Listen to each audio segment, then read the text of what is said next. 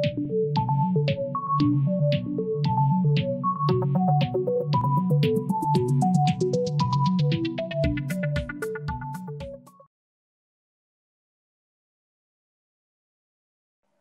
semuanya, selamat sore dan selamat datang kepada para partisipan di acara webinar Digital Marketing PUBG, Push Your Business into Digital World. Perkenalkan, nama saya Agnes Natalia, saya akan menjadi moderator pada acara hari ini. Acara ini diselenggarakan oleh UKM Penelitian dan Pengembangan dari kampus Quick&Gi School of Business. Nah, sebelum kita mulai acara, kayaknya kita bisa ngobrol-ngobrol dulu nih. Jadi untuk seluruh partisipan, boleh banget nanti kalau aku tanya, jawab di kolom chat ya semuanya. Oke, teman-teman gimana nih kabarnya semuanya? Coba boleh jawab di kolom chat. Aku berharap teman-teman semuanya bisa dalam keadaan yang baik dan juga sehat ya teman-teman. Oke, sekarang wah banyak banget yang komen baik, mantap. Wah, keren. Mantap deh semuanya. Oke, teman-teman aku mau nanya nih. Kan belakangan ini lagi ada COVID-19 nih teman-teman. Pastinya kegiatan kita lebih banyak di rumah aja nih. Nah, aku mau nanya nih ke teman-teman semua, selama corona ini kegiatan kalian tuh ngapain aja sih? Mungkin selama di rumah kalian ada nambah hobi baru, nambah aktivitas baru. Ada yang bikin dalgona, wah ada yang belajar, kuliah, masak, rebahan, bisnis, drakor. Wah, banyak banget ya kegiatannya. Emang selama corona ini, selama di rumah aja, semoga teman-teman bisa tetap produktif, jangan nggak ngapa-ngapain di rumah, semoga bisa terus produktif ya teman-teman. Dan tadi aku juga sempat lihat ada yang jawab bisnis nih, ada yang buka bisnis. Ngomongin tentang bisnis, aku juga ngerasain sih selama pandemi ini teman-teman aku lebih banyak yang jualan. Mereka jualan secara online, baik makanan ataupun kerajinan tangan yang kreatif-kreatif. Nah, mereka itu kebanyakan ngejualinnya lewat Instagram, teman-teman.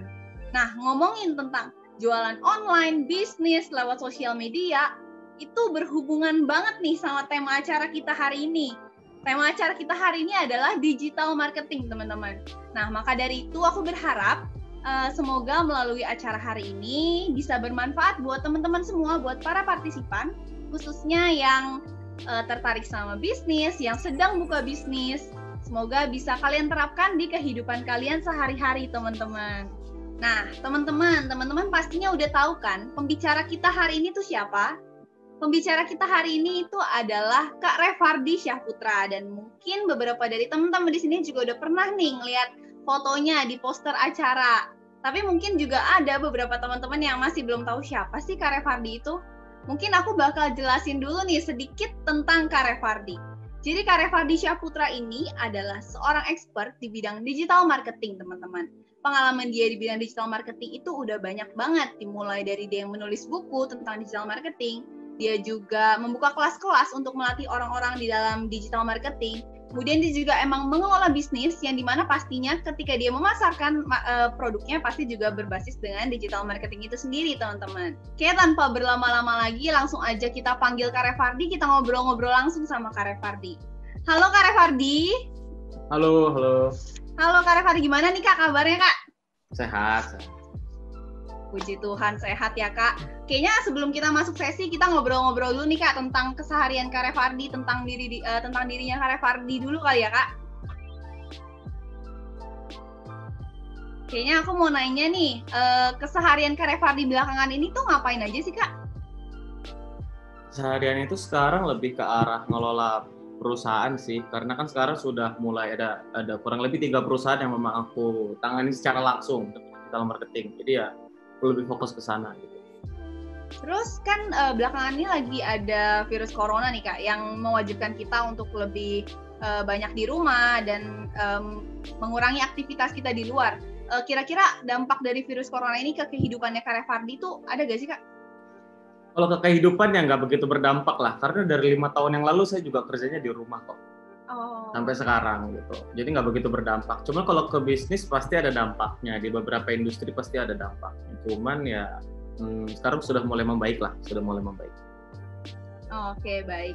Aku juga sempat ikutin Kak Revardi dari sosial media nih, salah satunya dari Instagram. Belakangan ini Kak Revardi juga emang lumayan banyak ngajar kelas-kelas, terus Kak Revardi juga keluar kota untuk bawa-bawain seminar. Itu gimana Kak?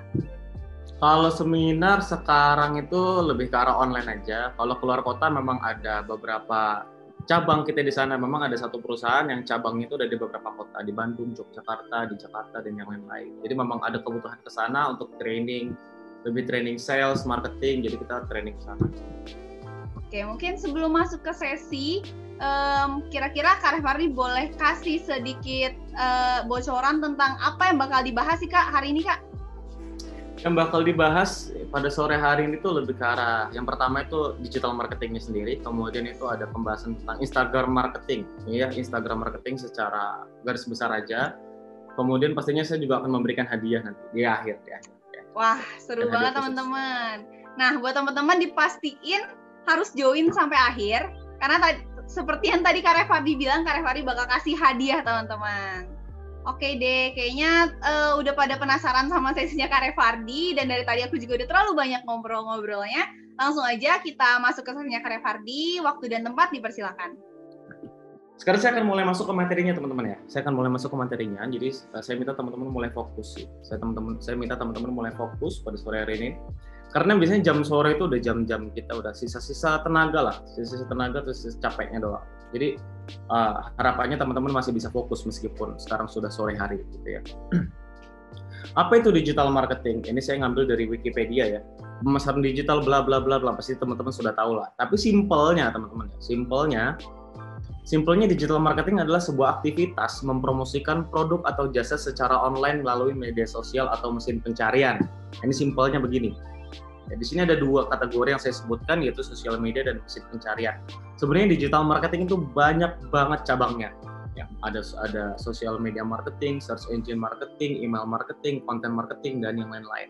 Tapi saya memang fokus dari 5 tahun terakhir itu di sosial media dan juga mesin pencarian atau yang biasa disebut dengan search engine. Seperti itu. Nah, karena saya di sini membahas tentang sosial media dan mesin pencarian, saya akan bahas tentang perbedaannya. Ya, mungkin ada di sini teman-teman yang belum tahu. Oke, perbedaan antara social search engine marketing dan juga social media marketing. Ya. Jadi perbedaannya begini teman-teman. Search engine analoginya seperti sebuah toko offline di mana calon konsumen itu akan menemukan kita. Misalkan di antara teman-teman di sini ingin mencari makanan, pasti kan teman-teman cari makanan ke tokonya kan, atau cari roti atau cari apapun itulah gitu. Atau teman-teman datang ke Indomaret, itu namanya toko atau search engine. Sosial media analoginya seperti pedagang asongan. Jadi kita yang muter, kita yang nyari pembeli. Kita mencari peminat, itu namanya sosial media. Nah, yang biasa sering teman-teman gunakan di search engine itu ada dua. Ya. Ada yang namanya Google, itu pasti teman-teman setiap hari pakai, dan juga marketplace. Yang marketplace itu masuk ke bagian search engine karena dia base-nya on keyword. Search engine itu base kata kunci, berdasarkan kata kunci. Apapun yang teman-teman cari dan dia muncul itu namanya search engine atau mesin pencarian.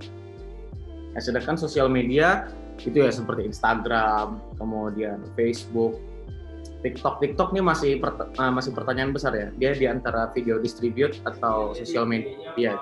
Oke, jadi seperti itu analogi sederhananya. Jadi kalau misalkan teman-teman ingin terjun ke dalam sosial media marketing atau ke search engine marketing, teman-teman harus betul-betul memahami. Ya, teman-teman harus betul-betul memahami perilaku yang ada di dua segmen ini atau di dua kelompok ini. Karena orang-orang yang ada di search engine dan orang-orang yang ada di sosial media marketing ini perilakunya sangat berbeda. Dan penanganannya juga berbeda. Dari situlah kita harus mengetahui perilaku mereka di setiap segmen. Maka dari itu, di sini saya akan membahas teknik sedikit ya. Mungkin ini bisa dibilang mindset, tapi juga ada teknikalnya sedikit sih tentang Instagram marketing gitu. Karena ya di umur kita sekarang, saya juga masih muda BTW ya, jangan anggap saya tua. Di umur kita BTW kan pasti sering mengakses Instagram daripada Facebook kan. Meskipun dari 5 tahun yang lalu saya tuh fokusnya di Facebook gitu. Sebenarnya Facebook tuh masih dapat menghasilkan banyak uang. Tapi ya karena memang anak-anak zaman sekarang atau ya kayak kita gini lah ya, kita yang masih muda kan masih sering menggunakan Instagram. Inilah alasan kenapa saya membahas tentang Instagram marketing pada sore hari ini. Oke, di sini ada workflow atau ada alur ya teman-teman. Ada sebuah alur di mana di saat teman-teman mau jualan di Instagram, teman-teman harus melalui 3 alur ini. Teman-teman harus melalui 3 alur ini. Ini namanya bukan algoritma ya, tapi ini adalah pola yang memang yang saya coba dan berhasil.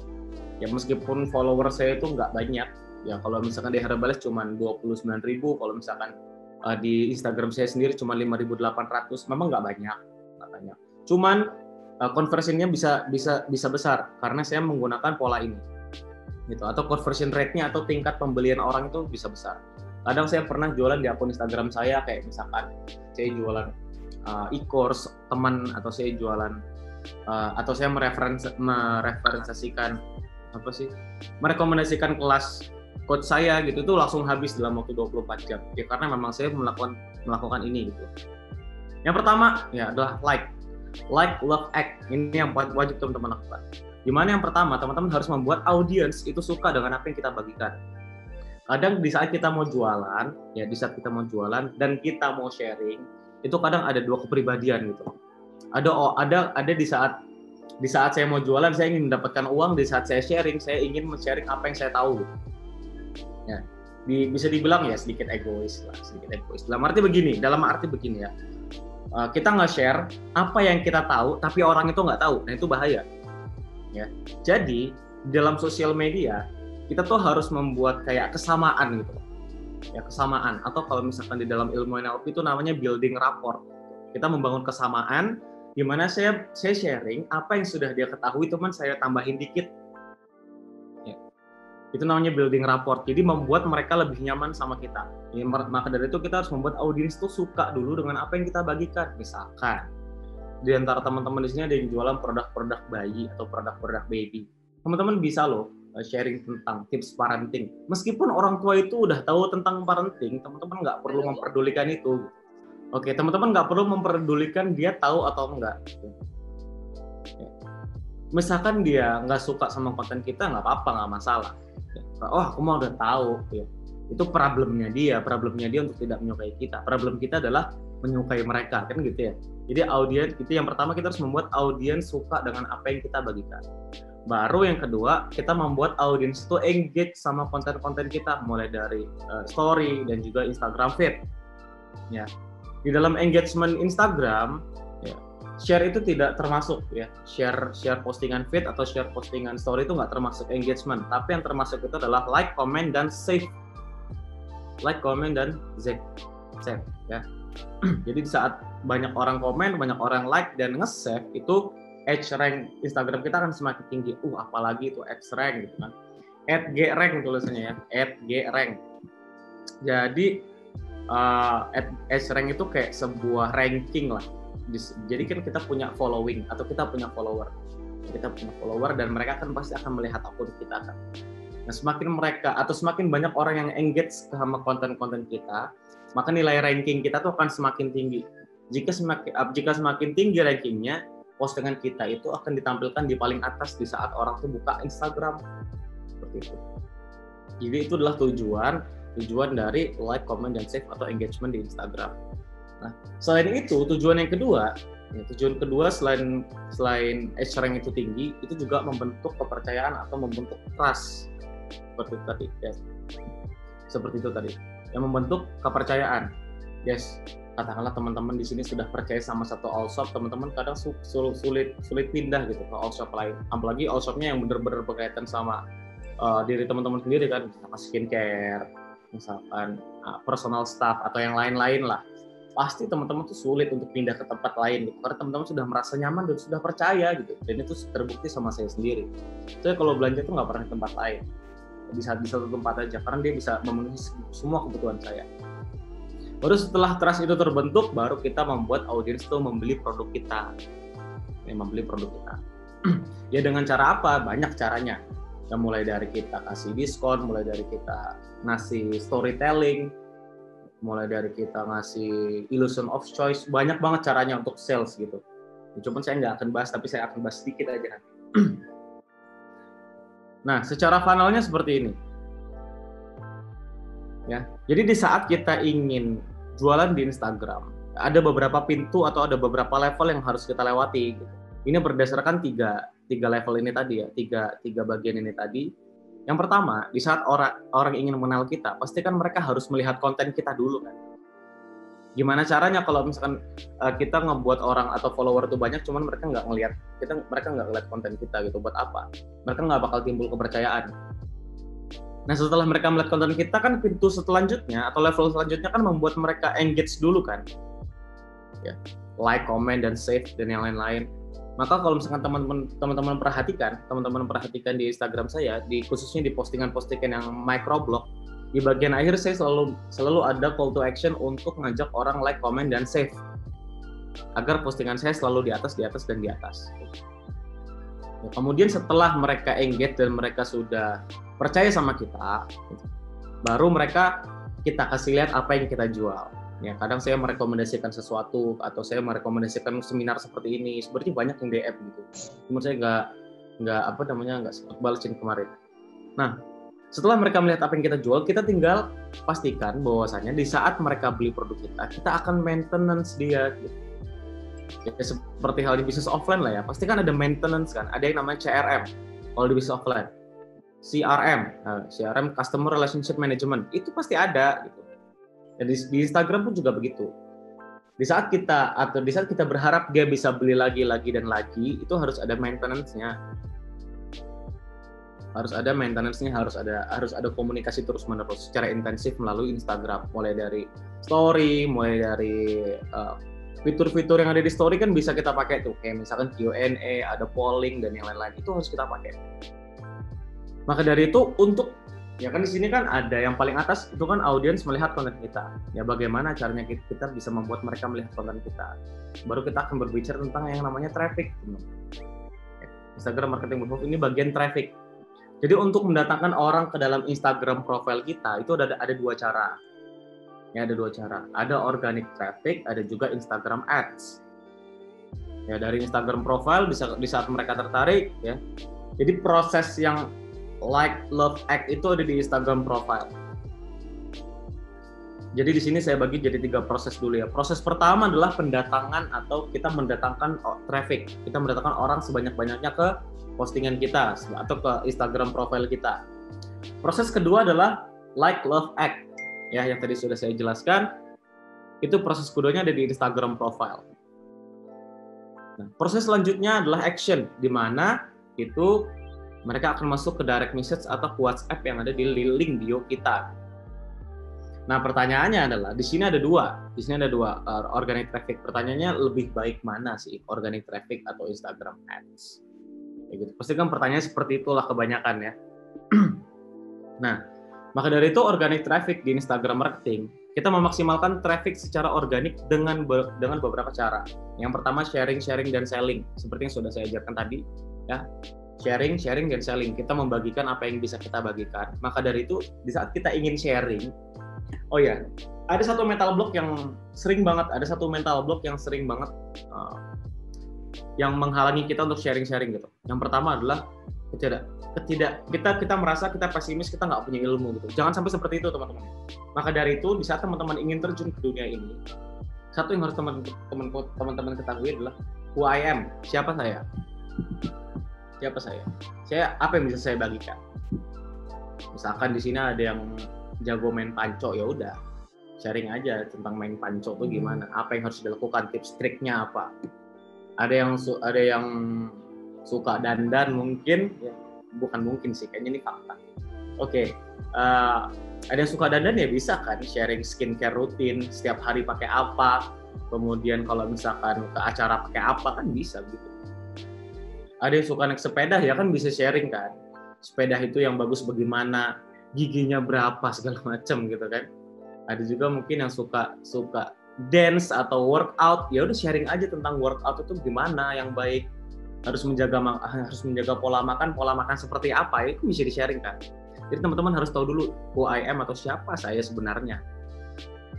Baru yang kedua teman-teman bisa pakai paid promote, bisa pakai endorsement, bisa pakai giveaway. Ya, bisa pakai paid promote, endorsement, dan juga giveaway. Kelebihan organic traffic itu murah. Ya, kenapa murah? Karena bahkan hampir tidak mengeluarkan biaya.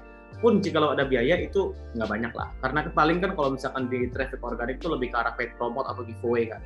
Jadi conversion rate-nya cenderung lebih tinggi.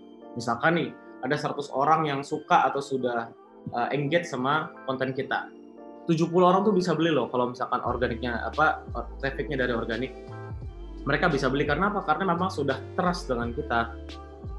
Tapi kekurangannya adalah kita tidak bisa mengendalikan mereka dan kita tidak bisa mengukur seberapa banyak yang datang dari organic traffic. Ya, tidak dapat dikendalikan maksudnya kita nggak bisa nyuruh mereka ke arah sana, kita nggak bisa nyuruh mereka ke sini. Ya pokoknya kalau misalkan mereka mau ya udah beli gitu kan. Kalau nggak mau ya wes kan gitu. Dan juga nggak bisa diukur traffic organik itu, nggak bisa diukur efektivitasnya seperti apa. Sedangkan ada paid traffic Instagram Ads atau Instagram Ads ya. Instagram Ads mendapatkan traffic dari Instagram dengan cara berbayar. Kelebihannya apa? Kelebihannya itu lebih terukur dan juga tertarget. Kita bisa mentarget orang-orang yang kita inginkan dalam arti mulai dari umur, gender, kemudian umur, gender, lokasi, dan juga minat. Umur, gender, lokasi, dan juga minat. Misalkan saya ingin target orang-orang yang suka mobil, yang suka otomotif, itu bisa. Atau saya ingin target orang-orang yang umurnya 24 sampai 44, umurnya 44 sampai 54, mungkin teman-teman jualan rumah gitu kan. Ya bingung juga sih kalau misalkan saya jualan rumah ngiklannya ke anak-anak yang umur 18 sampai 24. Ya mungkin ada yang bisa beli, cuma kan nggak banyak. Kekurangannya itu adalah mengeluarkan biaya secara kontinu.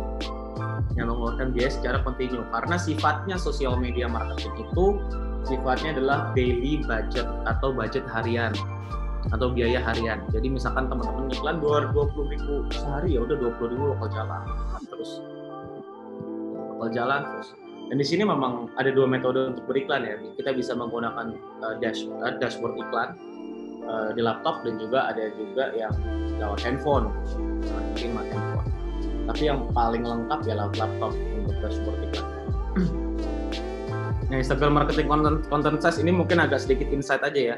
Kalau misalkan teman-teman nanti bikin konten, pastikan atau usahakan ukurannya tuh agak persegi panjang.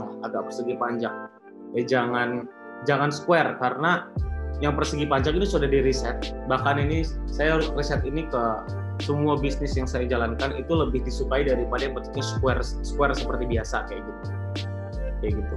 Ya, teman-teman nanti bisa bandingkan lah ya, atau teman-teman bisa riset lagi.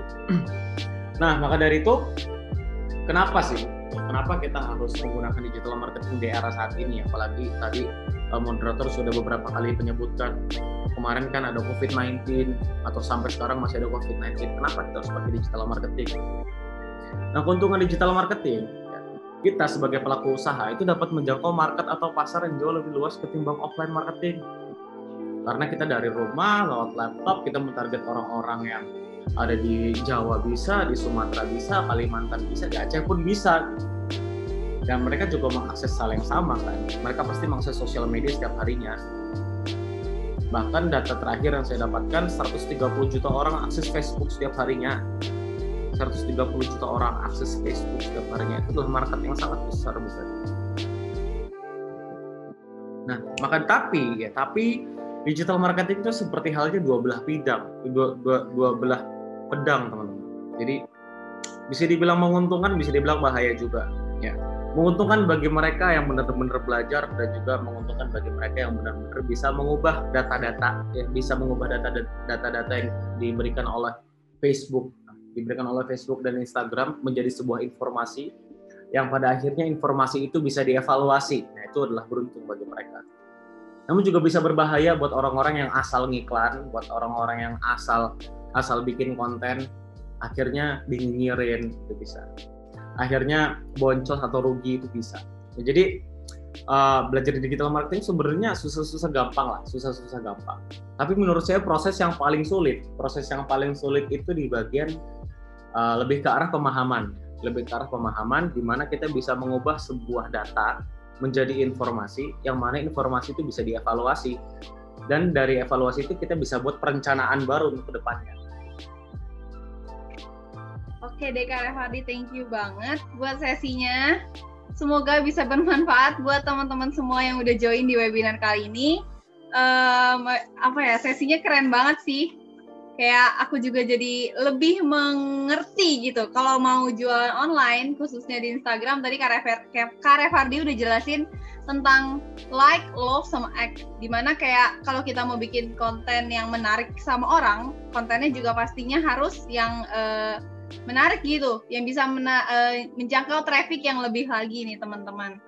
Oke, karena Kak Revardi juga kalau webinar dia bilang maunya lebih banyak tanya jawab, berarti kita langsung aja masuk ke sesi question and answer. Jadi nanti aku bakal tanya ke Kak Revardi dan Kak Revardi bakal menjawab. Oke, Kak Revardi, ini aku mau nanya dari aku sendiri nih Kak. Oh gitu. Pertanyaannya. Aku pernah mempromosikan sesuatu melalui Instagram Ads. Yes. Khususnya di story nih Kak. Nah, reach-nya banyak akunnya yang dijangkau, tapi belum nyampe gitu Kak, belum terjual gitu loh Kak. Nah, kendalanya itu gimana Kak buat ngatasinnya? Oke. Sebenarnya enaknya di digital marketing atau di paid advertising, enaknya itu kita bisa menggunakan logic thinking. Contohnya begini, tadi kan Agnes bilang, iklannya tuh nge-reach banyak, tapi kok kenapa nggak ada yang beli atau bahkan nggak ada yang ngeklik? Kira-kira kenapa? Ya kira-kira kontennya kurang menarik kan, gitu. Simpelnya begitu. Ya sedangkan di Instagram itu konten kita tuh harus atau bener-bener menentukan loh keberhasilan iklan kita. Maka dari itu kalau misalkan Agnes lewat handphone pada saat itu ya, iya, iklannya. Nah, jadi sebenarnya ada satu metrik atau ada satu data yang memang nggak dimunculkan di handphone. Ya, metrik atau data itu namanya CTR link namanya. Itu harus kita hitung sendiri kalau di handphone. Jadi rumusnya adalah jumlah klik dibagi jangkauan. Nah, hitung aja. Minimal itu nilainya kurang lebih 1,5 sampai 2%. Kalau di bawah itu berarti konten Agnes mungkin harus diperbaiki. Oke, thank you Kak Revardi. Kita langsung ke pertanyaan selanjutnya. Ada yang nanya kayak gini Kak. Halo Kak, saya mau tanya, jika tahap pertama adalah like, maka apakah benar saya harus mementingkan nilai estetika daripada efisiensi? Gimana, sorry? Oke, kan tadi tahap pertama yang ada like, love, sama ikan Kak. Nah, dia tuh nanya, kan tadi tahap pertama itu adalah like. Maka apakah benar saya harus mementingkan nilai estetika daripada efisiensi? Oke. Yang efisiensi yang dimaksud di sini tuh apa? Pertama itu dulu. Ya karena efisiensi itu kan masih bias ya. Kata efisiensi itu masih bias, tergantung konteksnya. Kalau yang namanya estetika itu pasti. Tapi yang dimaksud estetika di dalam konten atau di dalam konten marketing, yang pertama itu adalah ya seperti halnya biasalah pemilihan warna, jenis font, besar kecilnya font, kemudian natural kontennya. Karena sekarang saya udah mulai merasakan konsumen atau calon-calon konsumen itu lebih suka ke arah foto-foto produk yang natural daripada yang grafis-grafis gitu. Ini lebih benar-benar kelihatan real kan gitu. Jadi estetika ya tetap, tapi tergantung konteksnya. Kalau misalkan konteksnya adalah sharing, yang dimana kontennya itu adalah desain grafis, ya paling estetikanya lebih ke arah warnanya, lebih ke arah pemilihan fontnya dan yang lain-lain. Dan efisiensinya itu saya nggak tahu apa, karena kita tergantung konteks saja. Berarti tetap harus disesuaikan ya Kak sama produknya. Iya betul. Ada lagi pertanyaan kayak gini Kak, bagaimana cara membuat konten yang menarik untuk meng-engage audience? Mungkin lanjutan dari yang tadi kayaknya deh. Sebentar. Bisa diulangi nggak? Cara membuat konten yang menarik untuk bisa meng-engage audience Kak. Membuat konten yang menarik agar bisa meng-engage audience. Yang pertama adalah kita harus mengenali dulu siapa audiens kita. Nggak usah kenalin satu persatu, tapi lebih ke arah segmen. Segmennya apa dulu? Segmennya siapa? Segmennya mungkin, misalkan saya nih, segmennya adalah orang-orang yang pengen belajar digital marketing. Berarti kan yang saya bagikan adalah tentang digital marketing kan? Itu pasti akan menarik buat mereka, karena mereka punya kebutuhan itu. Gitu. Kalau misalkan segmennya adalah orang-orang yang suka naik gunung, berarti bagus dong kalau misalkan teman-teman share tentang tips dan trik naik gunung, trekking, dan yang lain-lain. Karena mereka punya kebutuhan tentang itu. Jadi di saat orang sudah punya kebutuhan, itulah yang kita bagikan. Itu akan menjadi konten yang menarik. Oke, kita lanjut ke next question, Kak. Bagaimana cara menerapkan digital marketing bagi para pelaku usaha yang baru terjun ke dunia bisnis? Cara menerapkan digital marketing, yang ya pastinya yang baru terjun ya. Yang pastinya ya harus tahu dulu ilmunya, belajar dulu dan fokus dulu ke satu bidang. Ya, kebanyakan orang yang baru buka bisnis pengen langsung praktek digital marketing, semua bidangnya disikat, mulai dari Facebook, Instagram, email, website, dan yang lain-lain. Akhirnya overload information, bingung mau ngapain sama situ. Akhirnya ujung-ujungnya ke agensi, bayar saya kan gitu. Orang-orang punya begitu. Jadi fokusnya ke satu bidang dulu. Ya misalkan teman-teman fokus di Instagram, fokusin dulu Instagramnya sampai Instagramnya bener-bener bisa menghasilkan, baru teman-teman mulai pindah ke tempat yang lain. Mulai dari mungkin teman-teman mau masuk ke Facebook atau mau masuk ke email marketing, website, SEO, dan yang lain-lain itu bisa. Yang penting fokus dulu ke satu bidang sampai teman-teman benar-benar paham polanya. Lanjut, Kak, ada yang nanya, pertanyaan cukup panjang nih, Kak. Kak, saya mau tanya, ketika kita posting itu saya pernah dengar harus memperhatikan waktu-waktu tertentu agar dapat jangkauan lebih maksimal. Maksudnya mungkin prime time. Nah, Mau tanya dong, tips apa lagi sih selain untuk memperhatikan postingan pada waktu tertentu, ada apa lagi yang harus diperhatikan dalam proses postingan? Thank you. Kalau misalkan postingan itu selain waktu, pasti yang tadi sudah teman-teman sebutkan sendiri, hashtag itu juga penting. Dan kalau misalkan postingannya itu sifatnya microblog atau yang bisa di swipe kanan kiri itu, captionnya nggak perlu terlalu banyak, cukup sedikit aja, tapi hashtagnya yang banyak. Kecuali kalau misalkan teman-teman postingnya konten-konten yang kayak quotes gitu, barulah teman-teman boleh bahas sesuatu cerita atau storytelling di captionnya. Yang penting di situ, permainan kata-kata aja. Jadi mungkin teman-teman juga harus mulai belajar tentang copywriting itu juga menjadi salah satu ilmu yang juga cukup nggak sulit kok, tenang aja, nggak sulit, cuman agak jelimet aja paling. Oke deh Kak, karena waktunya udah habis, walaupun sebenarnya masih ada pertanyaan-pertanyaan yang masuk ke kita, tapi waktu untuk Q&A-nya udah habis teman-teman, jadi aku mohon maaf buat teman-teman yang pertanyaannya belum sempat ditanyain, dan thank you banget buat Kak Revardi yang udah bawain sesi materi yang keren banget dan juga udah mau jawabin pertanyaan dari teman-teman semua yang banyak banget. Selanjutnya kita udah masuk di penghujung acara. Sebelum Kak Revardi meninggalkan acara kita hari ini, dan sebelum kita mengumumkan siapa pemenang yang mendapatkan buku dari Kak Revardi, kita boleh minta dulu nih kata-kata yang mungkin pengen Kak Revardi sampaikan kepada para partisipan nih Kak. Oke, mungkin buat teman-teman semua yang hadir pada sore hari ini, thank you banget sudah hadir pada malam hari ini, pada sore hari ini. Semoga ilmunya bermanfaat tentunya buat teman-teman semua yang nyimak pastinya dari awal sampai akhir. Dan sebagai pamungkas, kalau misalkan teman-teman ingin mempelajari sesuatu hal tentang digital marketing, jangan tunggu nanti, jangan pakai tapi, langsung sekarang. Oke deh, thank you Kak Revardi. Dan sekarang aku mau umumin siapa pemenangnya, dan nanti untuk pemenangnya bakal dikontak lebih lanjut untuk dimintain alamat dan lainnya ya Kak, untuk pengiriman bukunya. Dan pemenangnya yang mendapatkan buku Kak Revardi adalah orang yang memberikan pertanyaan terbanyak. Oke, namanya adalah Willia Mulia. Mungkin Willia Mulia boleh open cam dulu nih. Coba kita ngobrol-ngobrol sedikit sama Willia Mulia yang udah nanya banyak banget nih. Halo Willia Mulia.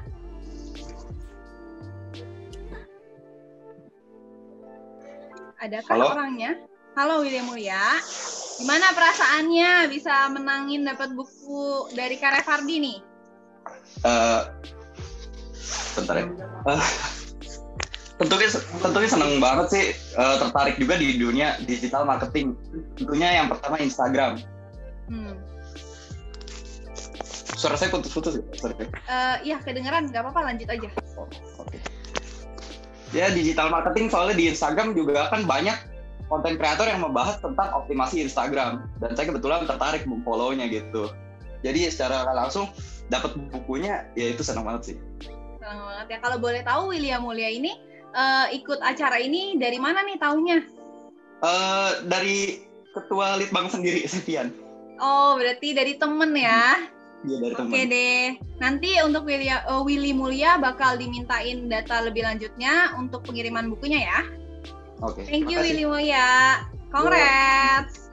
Oke deh teman-teman semua. Kita udah masuk di akhir acara.